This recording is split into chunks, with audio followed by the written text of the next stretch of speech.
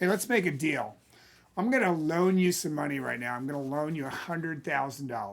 Now, if I was going to loan you $100,000, you'd have two questions for me. The first question you would ask me is you would say, when do I have to pay this back? And the second question you want to know is, at what rate do I have to pay it back at? Now, if I told you that, well, I don't really need this money right now, I'll let you know when you have to pay me back, would you borrow my money? And if I told you that, interest rates right now are terrible, when it comes time to pay me back, I'll let you know what the interest rate is, would you borrow my money?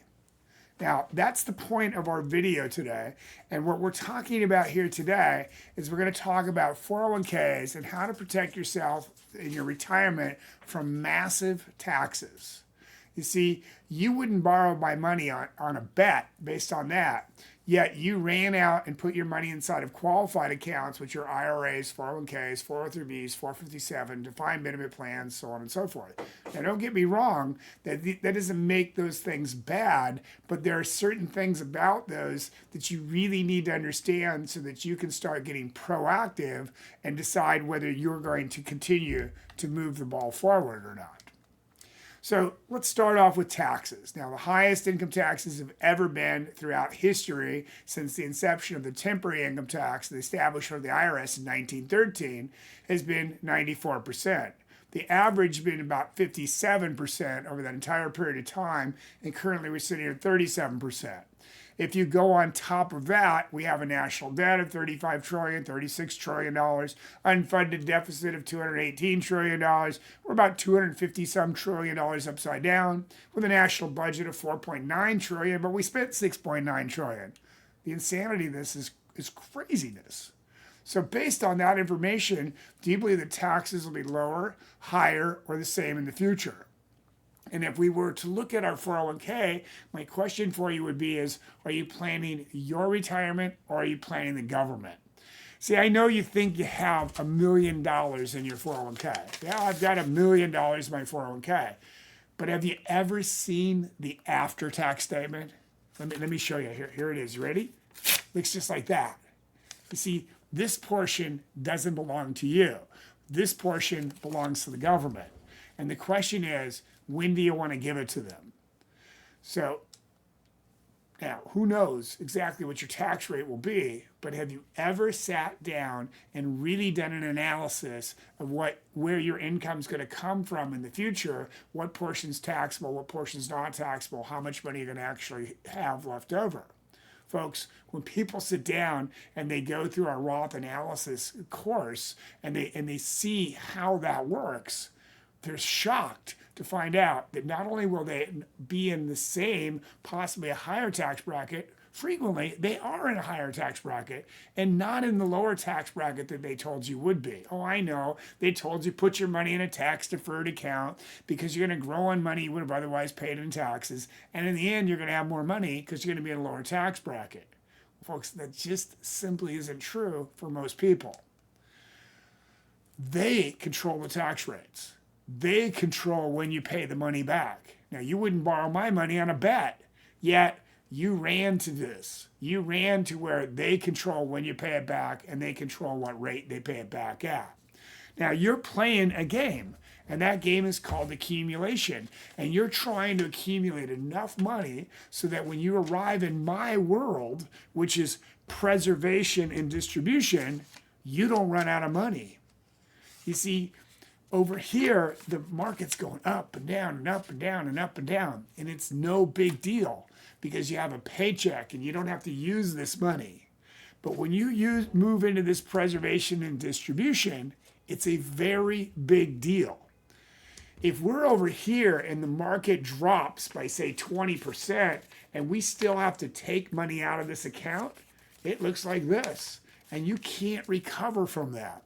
And so ultimately, you end up running out of money in your lifetime.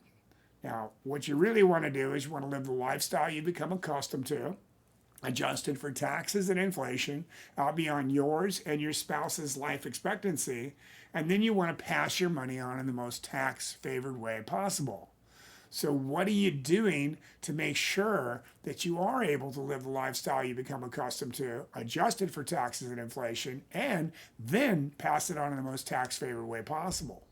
Now, don't get me wrong. There's good things about 401ks, 403bs, 457s. One of them would be company matches. It's legally and federally protected in most states. It has relatively high contribution limits. Right now, those contribution limits are $30,400 for the year of 2024, and they continue to go up every year if you're over the age of 50. And the greatest thing about these is that it's kind of like autopilot. It comes out of your paycheck and you never see it, so you never spend it. Once it comes into your life, it's very difficult to save that money. Now, some of the cons to them is there's a 10% early withdrawal penalty.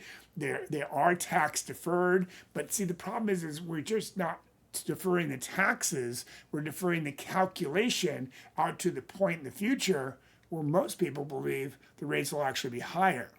There's RMDs, required minimum distributions. Now, those rules have changed, and you have to start taking your RMDs by age 72, 73, 74, 75 even, depending upon what your age is. It comes with expensive account fees that you don't ever see. And they have limited investment options. So typically anywhere from 12 to 24 investment options, and it is the absolute worst money to pass on to your heirs.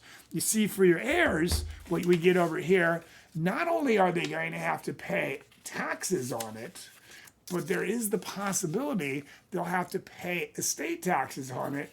And literally, you could be in a situation where your qualified accounts they're only going to get somewhere between 10 and 25% of that entire amount of money if they're subject to the highest income tax rates plus estate taxes inside of there. That could be a real problem. And what are you doing to circumvent that problem? You're not only deferring taxes, but you're deferring the calculation taxes out to a time when you don't know what they'll be. And they could be much higher.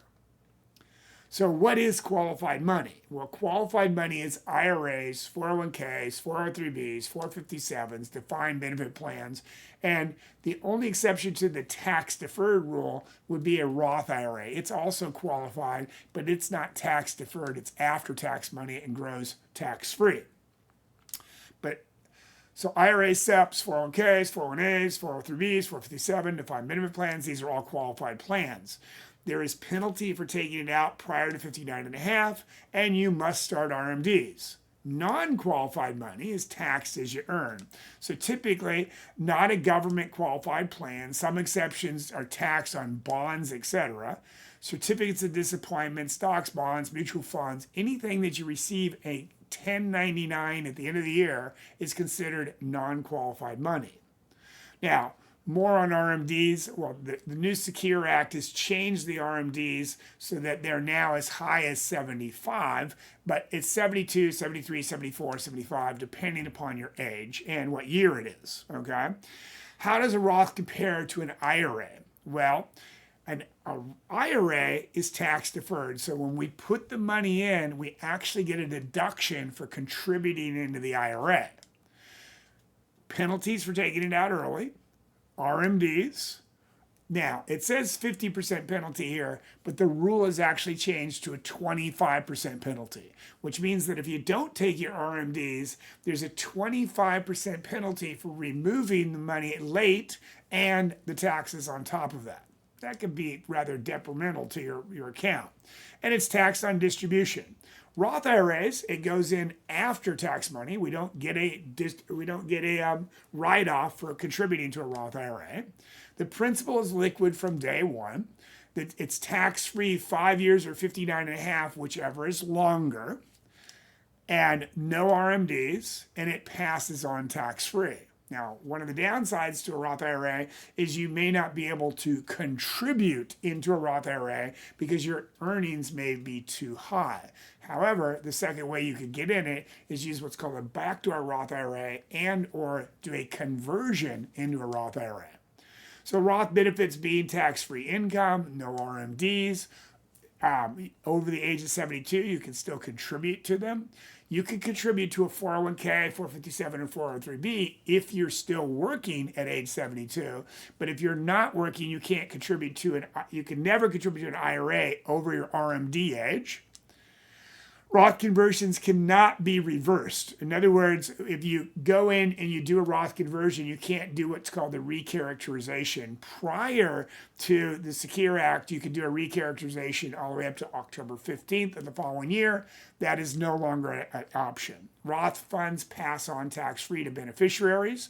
Now, they're free from ordinary income taxes, but they are not free from estate taxes. So that's a conversation if you have an estate tax issue or are going to have an estate tax issue that we need to be discussing about how you make sure that gets taken care of.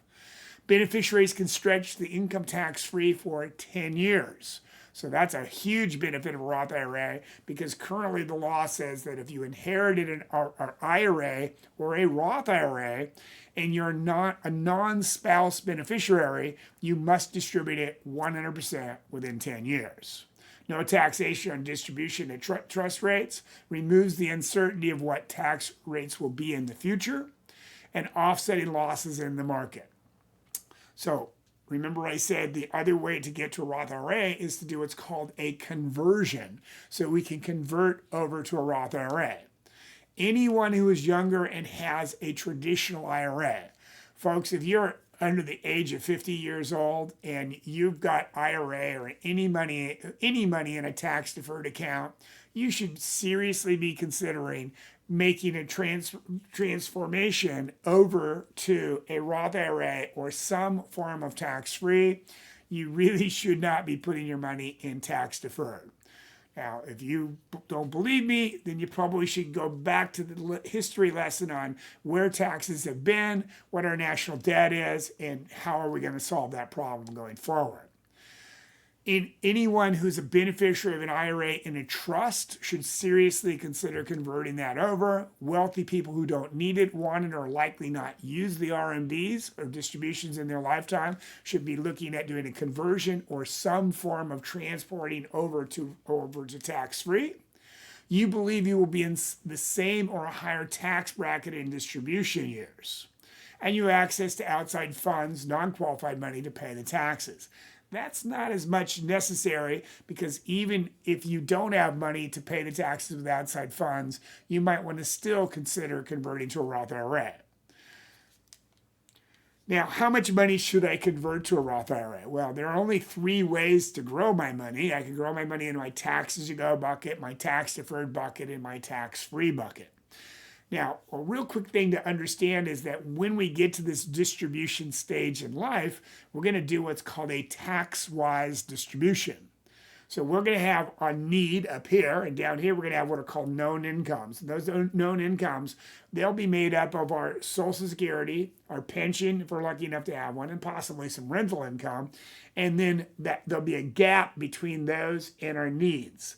That gap has to be made up by all of these other assets that we've accumulated. Now, whether we've accumulated them taxable, tax-deferred, or tax-free, that really has to be determined. But when it comes time to taking the money out, we take our known income, and based on that, we will be somewhere in a particular top marginal tax bracket. The difference between where we're at and the top of that bracket will determine how much money we need to start by taking out of our tax-deferred account. Once we've done that, then any money we need above that top marginal tax bracket, we would take out of our taxable account. And last but not least, we would take it out of our tax-free account. So let's say we're not there yet, and we're getting ready to go retirement, or we're a long ways from retirement, but we figured out that the lowest top marginal tax bracket we'll ever be in is, say, 24%. Well, if we're in a 24% tax bracket and we have another $50,000 in that tax bracket before we hit the top of the tax bracket, we should seriously be considering converting as much of that money over to a Roth IRA as we possibly could in that year and not break out of that tax bracket. Now, folks, we have a program on Roth conversions and who should do them and how you should do them, etc.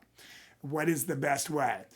That'll be down below here if you want to go get that program. It's a nominal cost to get it, and it explains to you about how to do Roth conversions, how much to do, how to pay them, everything you need to know to do that. In addition to Roth conversions, you could also be using maximum funded life insurance, or what's called the maximum funded index universal life policy. But these are all things that we can talk about at a later date. Be sure to subscribe to our channel, like this video, and share it with your friends. And remember to live like you're going to die tomorrow and plan like you're going to live forever, because you just might. I look forward to seeing you next time. Keep smiling and make it a great day.